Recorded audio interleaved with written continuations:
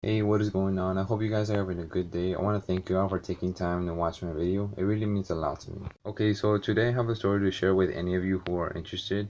But before that, I want to state that I value education over entertainment. I would rather learn something, whether it could be about cars, cooking, communicating with others, or investing in the stock market, rather than keep up with whatever TV show is going on. Before I do anything, I ask myself the question, would this help me in the long run or just right now? Meaning that, could I use this knowledge in the future?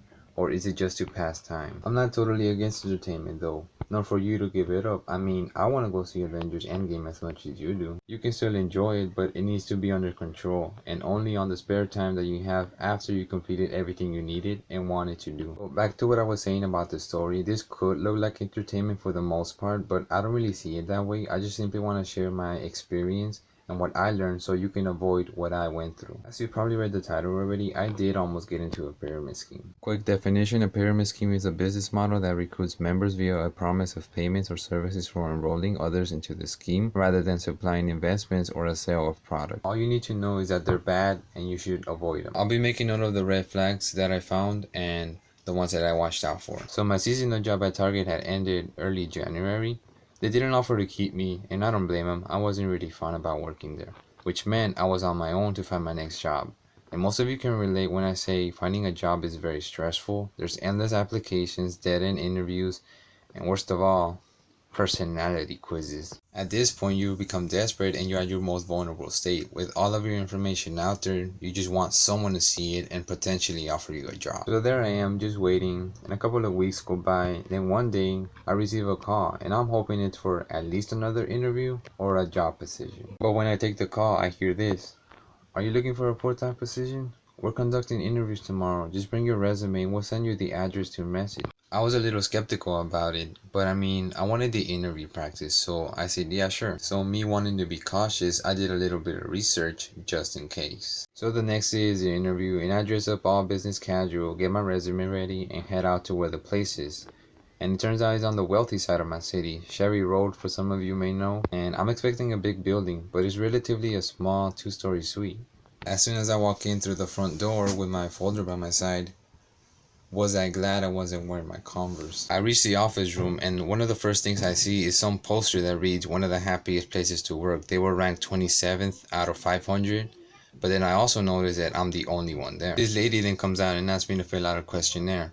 And after I finish, she asked me to follow her. But I asked if I can go to the restroom. Now, before every interview, I always go to the restroom to calm down my nerves. I either do some kind of exercise or I just do some breathing to make my mind sharp and so I can be at the best state of my mind. She then takes me to a very small room with barely enough space for one round table and 4 chairs. And then seeing that no one else was coming, I figured, oh, she's the one doing the interview.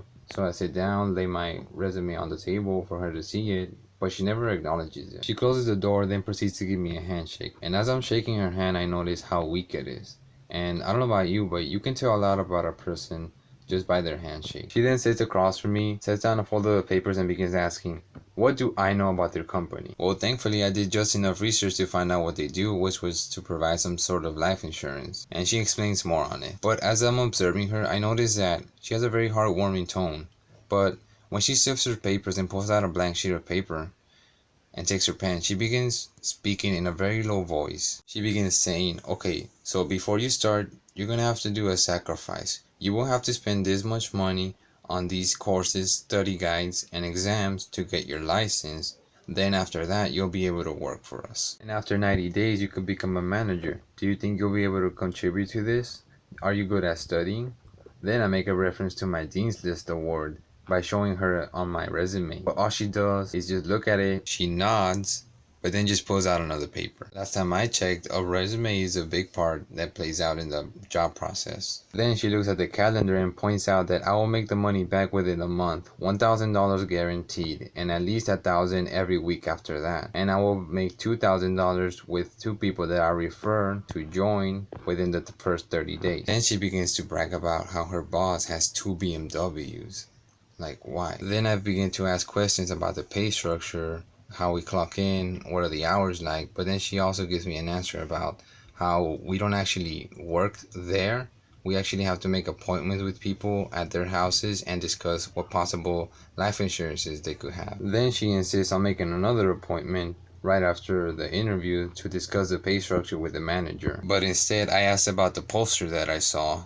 And she says, oh yes, we here are a community. We all travel together. We went to Disney World. We just had a barbecue last night at the manager's house. And next we're planning to go to Las Vegas. Do you want the appointment right after? How about tomorrow? Well, I say, I'll think about it. And her face just full with disappointment. So me being the type of person that I don't want to hurt no one's feelings, I say, I can message you, right, whenever I can. Yes, in this folder that I'm about to give you, there's a list of our contact information. You can just give us a call or send us a message and we can schedule that appointment for you. Do you have any more questions? Yes, actually, am I the only one for the position, or will I know if I'm hired? Oh, well, you see here, we don't follow the traditional job process. All we ask is that you commit to the sacrifice and it's yours if you want it. I'm like, okay. And then I think about the big question that I've had since the beginning, and I ask, how did you guys find me? And her response was basically an I don't know, because she just started generalizing things like, oh, well, the manager has his ways, he has the listings, he get a specific possible candidate for the position. But I knew they just like got my number from somewhere. And I literally say out loud, it was a bit skeptical. And she just sits there like, oh. And that's it. So by the end, we finish, we do another handshake, and it was still weak. So I make my way to leave, and as I'm leaving with my untouched resume, I just think, wow, if I didn't know what I know, I could have actually gone through with it. It sounds too good to be true. But then later on that day, I actually do my proper research on the company, and sure enough, by all the reviews, it turns out that it was a pyramid scheme. So yeah, that was my experience with a pyramid scheme business. I won't say the name of the company here, but if you do want to know, just shoot me a message and I'll let you know so you can be aware that this company is out there. So 3 major flags that you have to watch out for are, number 1, if they ask you to pay for something. A company is required to pay you, not you to them. Number 2 is when they emphasize on recruiting, when they just want you to get more people into their business. And number 3, that is when they talk money more than the product or service they offer. Just be careful and know what you're getting into. Alright, that's gonna be it for this video. Thank you all for watching, and I'll see you in the next one. Peace.